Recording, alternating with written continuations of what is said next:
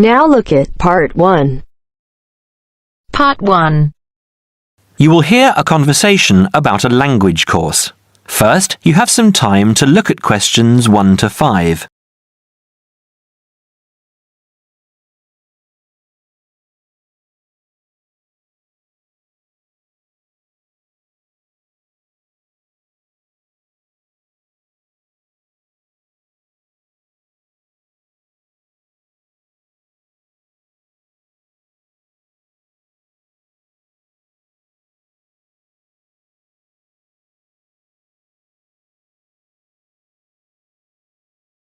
Now listen carefully and answer questions 1 to 5.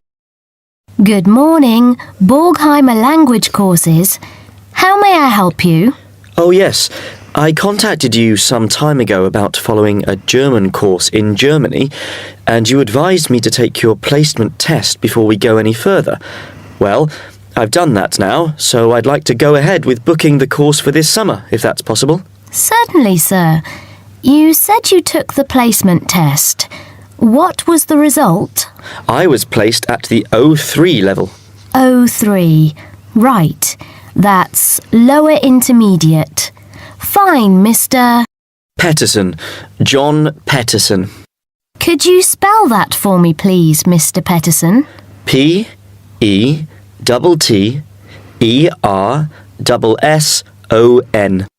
That's a double T and a double S. Am I right? That's right. Now, could I ask you where the course takes place? Well, we offer courses in Hamburg and Berlin. For your level, there's never a problem. There are always plenty of people for the intermediate classes. Oh dear. Does that mean that there might be a lot of students in my class? I wouldn't be very happy about that. No, don't worry, Mr. Petterson. The maximum class size is 12, but I've never known there to be more than 9 or 10 in a class. It could even be 5 or 6. Good.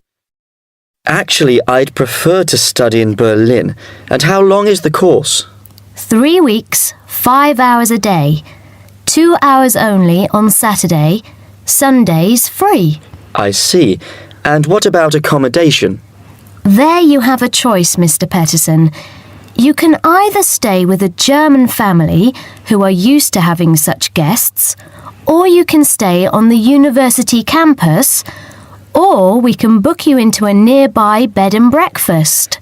Is there a big difference in price? Not really.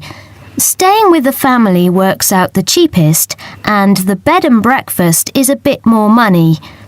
Staying on the university campus comes somewhere between the two price-wise, but Berlin is not too expensive anyway. Which do you recommend? Well, if you want to practice your German and be part of a German family, I would recommend staying with a family. Our families are all hand-picked, and we've never had any sort of complaint. Yes, I'll probably do that then. What are the dates of the course? The first summer course starts on the 1st of June in Hamburg and a week later in Berlin, which is what would concern you as you have chosen the Berlin course. That's the 8th of June. The next course would begin on the 2nd of July and then... The 2nd of July course would be perfect for me. Can you put me down for it now? Certainly, Mr. Petterson. Can I have your address, please? 26 Mayfield Drive, Orpington, Kent. I'm afraid I can't remember the postal code. Don't worry, Mr. Petterson. I'll check on it. Before you hear the rest of the conversation, you have some time to look at questions 6 to 10.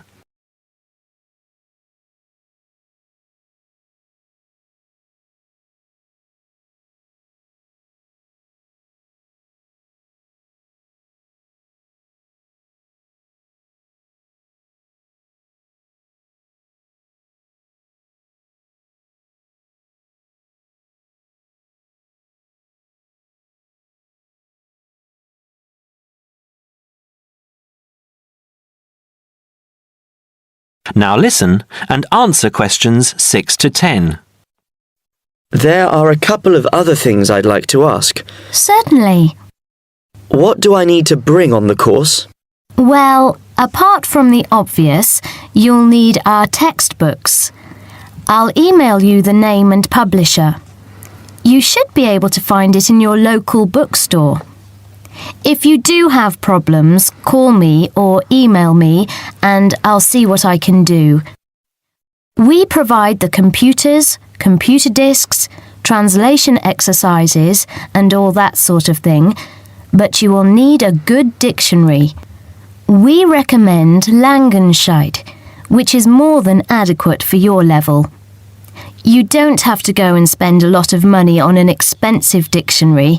Not yet, anyway. Maybe you will when your German reaches a very high standard. That would be very nice.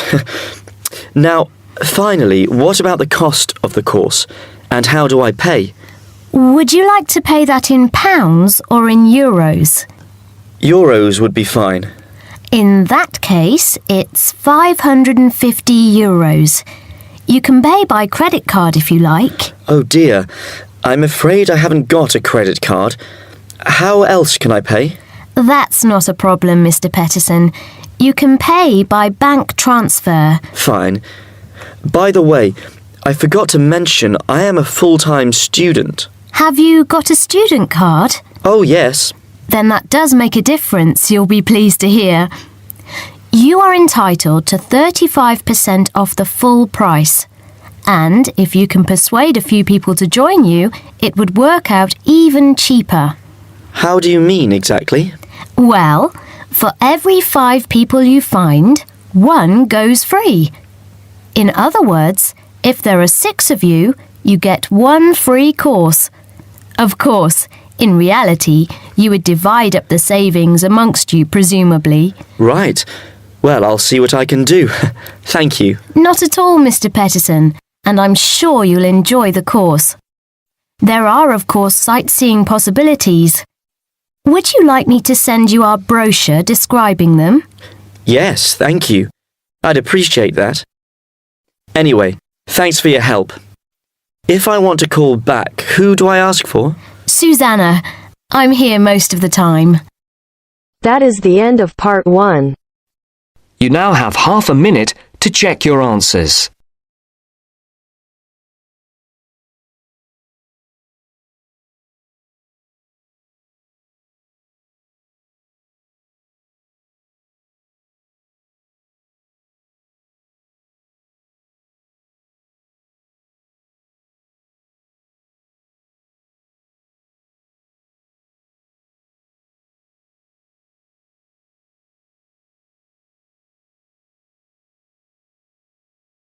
Now turns to part 2.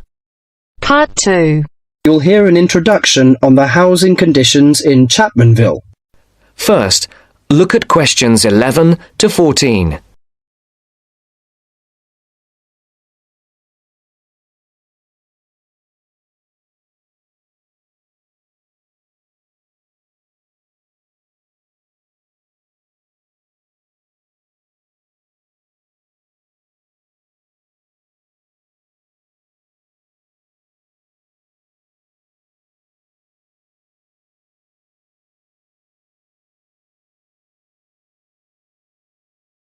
Listen carefully and answer questions 11 to 14.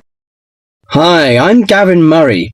I'm the rental manager for the Central Chapmanville Real Estate Agency. I'm a real estate agent, much like any other, in that I help people buy and sell houses.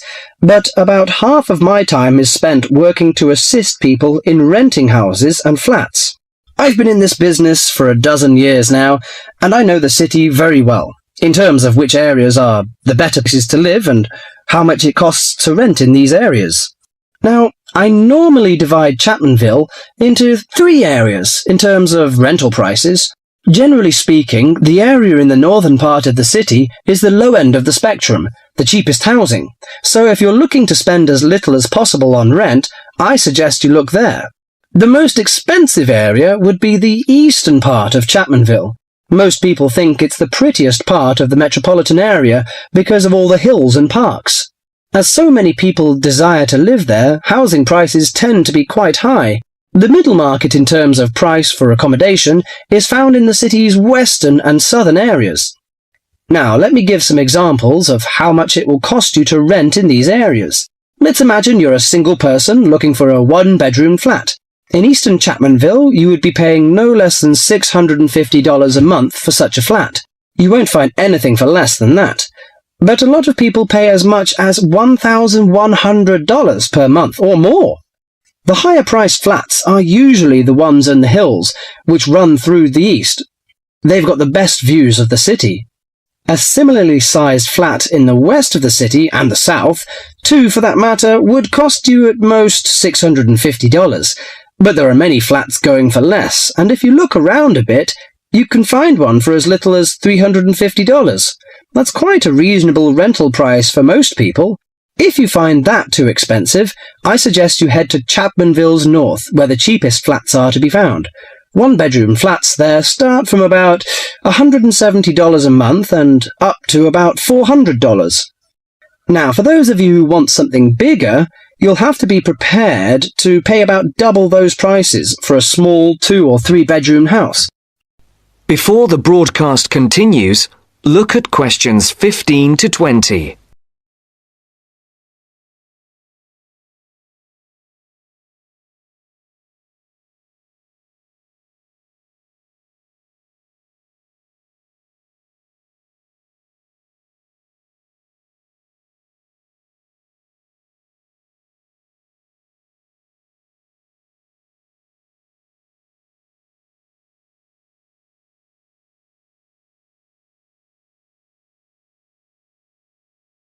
You will now listen to the second part of the talk.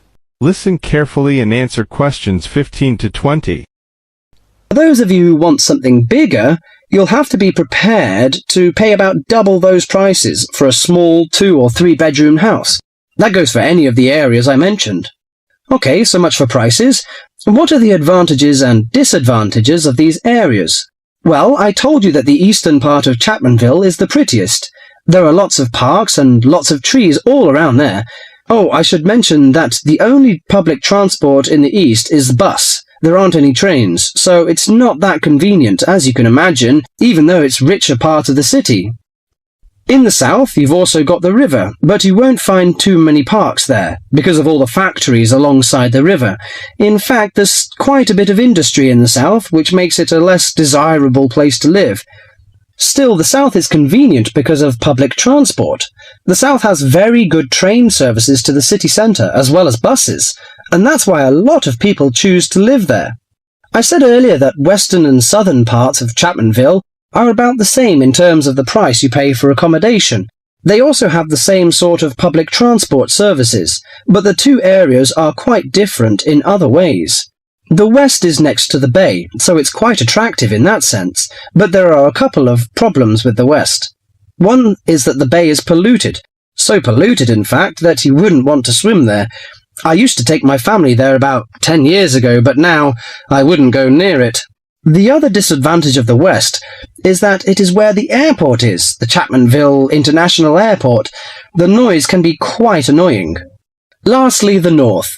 In northern Chapmanville, as I said before, housing is cheap, quite cheap in fact, but you pay in other ways. For example, the area is very low and made up entirely of wetlands. It's beautiful in a way, but it attracts an incredible amount of insects for most of the year. The mosquitoes there are really bad. This makes things quite unpleasant, and so few people have any real wish to live there. But if money's a problem, that's the place to go. Just bring your insect repellent. Let me finish by again welcoming you all to Chapmanville and wishing you good luck in finding accommodation and settling down in whichever part of the city which suits you best. That is the end of part 2. You now have half a minute to check your answers.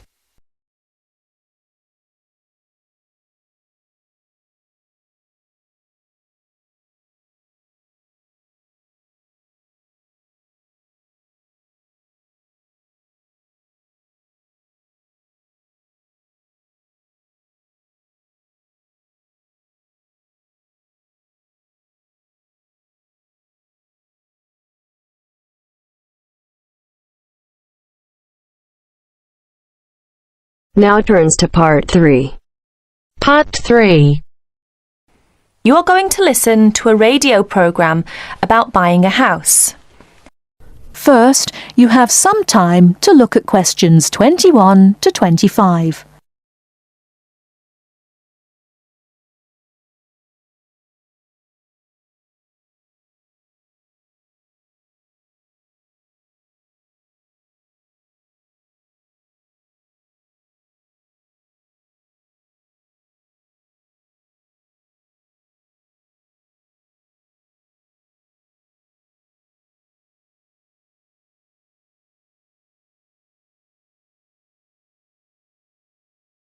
Now listen carefully and answer questions 21 to 25. Good afternoon, listeners. Today, I'd like to welcome Edward Fox, who is going to talk to us today about buying a house. Edward. Thank you, Eunice. For most people, at least, buying a house is a major life event, and probably the single most expensive item you are ever likely to buy. It is also a place that you can make your home. Therefore, thinking carefully before you make a purchase is of the utmost importance. One of the most important things to consider before buying any property is the location, because remember, it is where you plan to spend a large part of your life, or indeed the rest of your life in some circumstances. Therefore, consider the type of life you enjoy leading. Are you a very sociable person who enjoys nightclubs and discos? If so, then you may wish to consider something close to the city, or indeed in a city where it is convenient for all types of nightlife. On the other hand, if, like me, you prefer a quieter life, then you may want to consider something away from the city. However, do remember that proximity to your place of work is also important. Indeed, we spend most of our life at work, and you don't want to have to spend 2 or more hours every day travelling to work now, do you? Therefore, transport is the utmost importance. City suburbs, however, are often conveniently located for commuting to work, all for shopping, without being in the heart of a busy city. You may, however, think that a house in the suburbs would be far too expensive. Yet houses located in cities can often exceed the price of suburban houses. So check out the prices. You may be surprised. Family is another important consideration. You may prefer a house that is away from a busy street or main road. And of course, remember that children have to attend school. Is there a good school in the area, or would your children have to travel a long distance to get to school? Therefore, if you have children, or you plan to have children, location is a very important factor. And of course, remember that a family influences the size of the property. Before you hear the rest of the talk, you have some time to look at questions 26 to 30.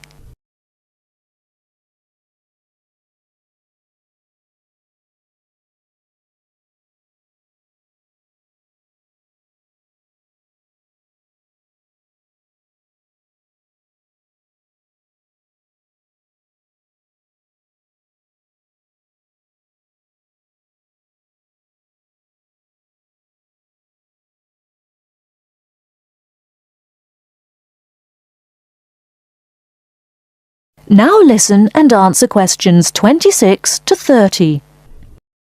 And of course, remember that a family influences the size of the property. There are, of course, various types of houses. There are detached houses which stand alone and are not joined by to another building. Then there are semi-detached houses, which, incidentally, are the most common, and for good reason. Because they are less expensive than detached houses, this is because they are, in fact, 2 houses joined together, and therefore take up less space. And finally, there are townhouses, which are many houses joined together to form a long row. But don't think that townhouses are less expensive than semi-detached houses. They rarely are. This is because they are usually built in cities where the prices of property is very expensive indeed. The age of property is another consideration. If you're considering buying an old house, beware. You may be faced with expensive repairs and renovation bills. So have the house thoroughly checked by a professional surveyor before you decide to buy. But then again, there are things you can look for yourself. Things such as the condition of the woodwork, especially doors and windows that can be expensive to replace. More importantly, make sure all the fixtures and fittings, things such as cupboards, sinks, taps, bathtubs, are all in good working order, because replacing kitchens and bathrooms can be a very costly business. And don't forget the garden. If the property has one, if you enjoy gardening, then fine. But if you don't enjoy gardening, then you may prefer a small garden as opposed to a big one. But even if you do enjoy gardening, it is important to remember that gardens take up a lot of your time. So keeping a garden in good order may be very difficult if you work long hours. One final thing is the general feel of the place. Does it have a good atmosphere? And most importantly of all, would you feel comfortable living there? Thank you, Edward. But I'm afraid that's all we have time for today. But I'll be back next Wednesday when my guest speaker will be talking about buying a computer. So until then, bye for now. That is the end of part 3. You now have half a minute to check your answers.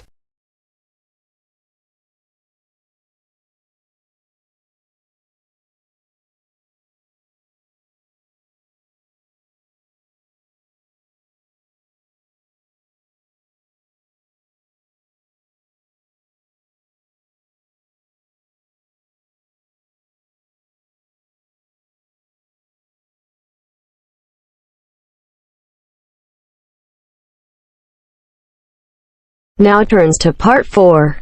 Part 4. You will hear a lecturer talking about the solar eclipse in history.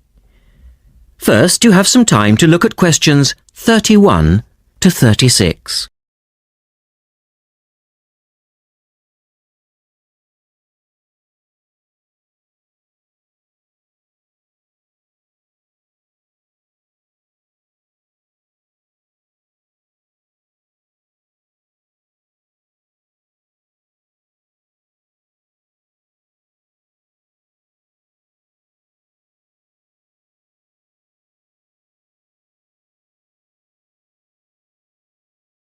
Now listen carefully and answer questions 31 to 36.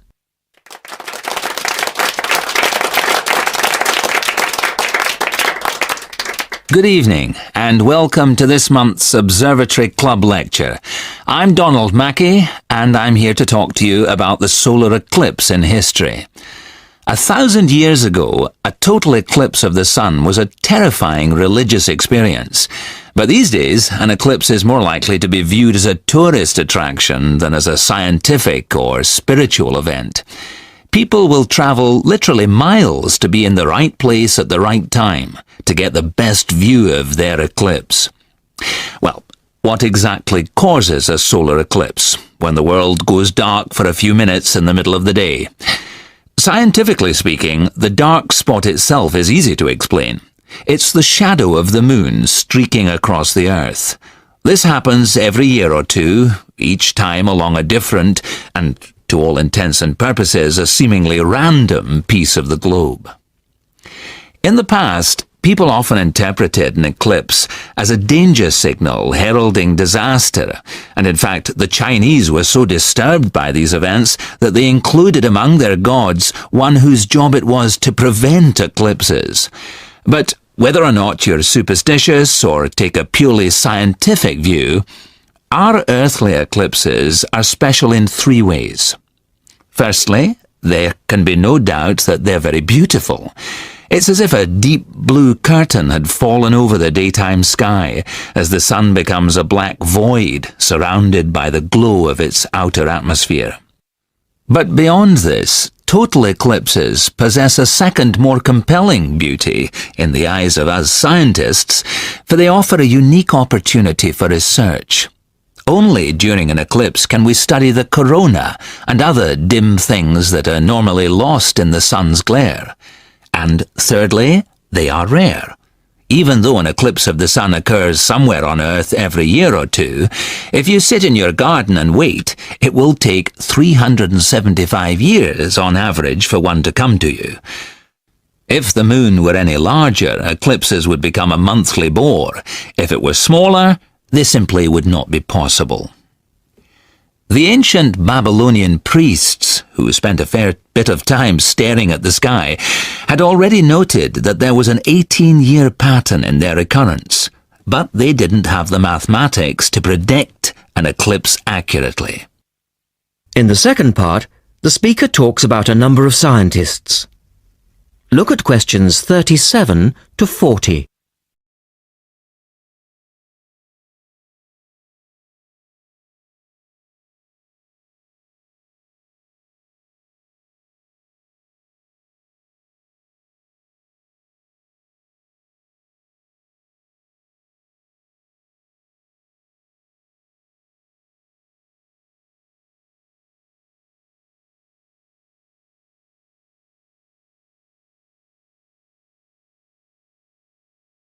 Now listen carefully and answer questions 37 to 40. It was Edmund Halley, the English astronomer, who knew his maths well enough to predict the return of the comet, which incidentally bears his name, and in 1715 he became the first person to make an accurate eclipse prediction. This brought eclipses firmly into the scientific domain, and they've since allowed a number of important scientific discoveries to be made. For instance, in the eclipse of 1868, two scientists, Janssen and Lockyer, were observing the sun's atmosphere, and it was these observations that ultimately led to the discovery of a new element. They named the element helium, after the Greek god of the sun. This was a major find, because helium turned out to be the most common element in the universe after hydrogen.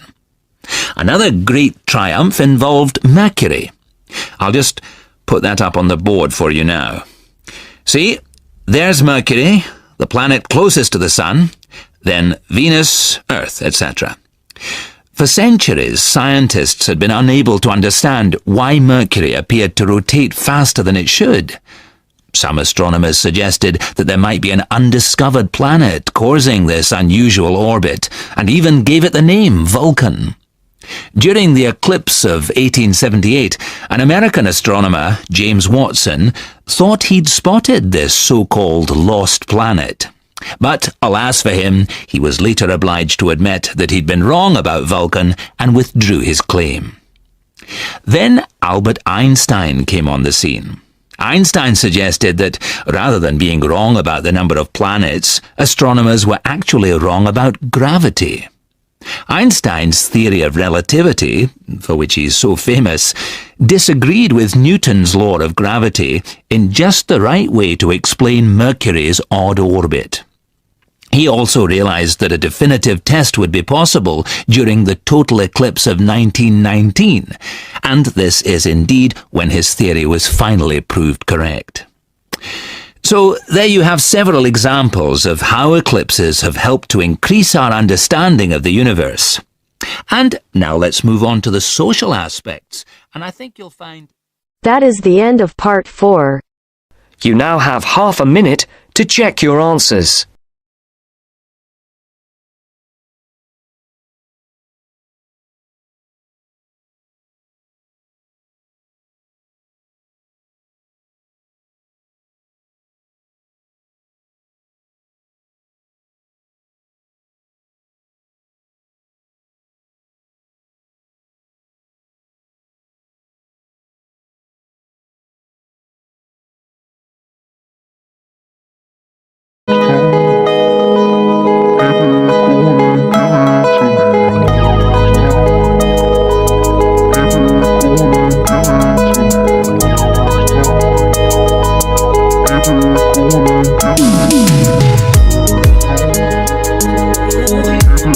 Gonna give it to